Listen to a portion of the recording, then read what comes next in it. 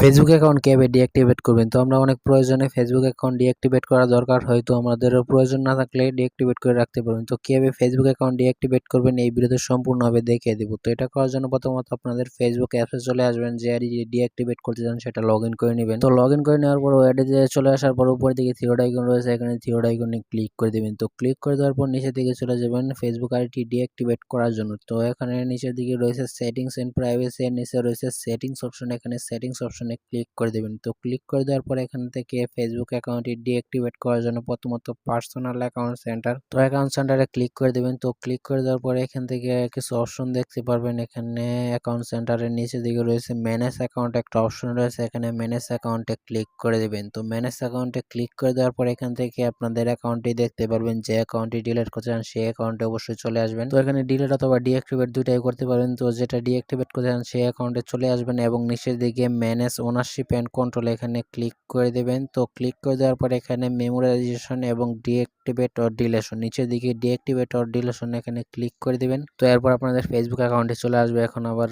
এর আইকনে ক্লিক করে দিবেন। তো ক্লিক করে দেওয়ার পর এখান থেকে দুইটা অপশন পেয়ে যাবেন, ডিঅ্যাক্টিভেট অ্যাকাউন্ট এবং নিচের দিকে রয়েছে ডিলেট অ্যাকাউন্ট। তো অবশ্যই ডিঅ্যাক্টিভেট অ্যাকাউন্ট, যদি আপনি অ্যাকাউন্টে ডিঅ্যাক্টিভেট করে রাখতে চান কিছুদিনের জন্য ডিঅ্যাক্টিভেটে ক্লিক করবেন। তো ডিঅ্যাক্টিভেট করে রাখলে আপনাদের অ্যাকাউন্টটি ডিলিট হবে না, কিছুদিনের পর আবার লগইন করলে সেটা ঠিক হয়ে যাবে। তো ডিঅ্যাক্টিভেট করে রাখতে পারবেন কিছুদিনের জন্য। ডিঅ্যাক্টিভেটে ক্লিক করে দেওয়ার পর আবার কন্টিনিউ অপশনে ক্লিক করে দেবেন।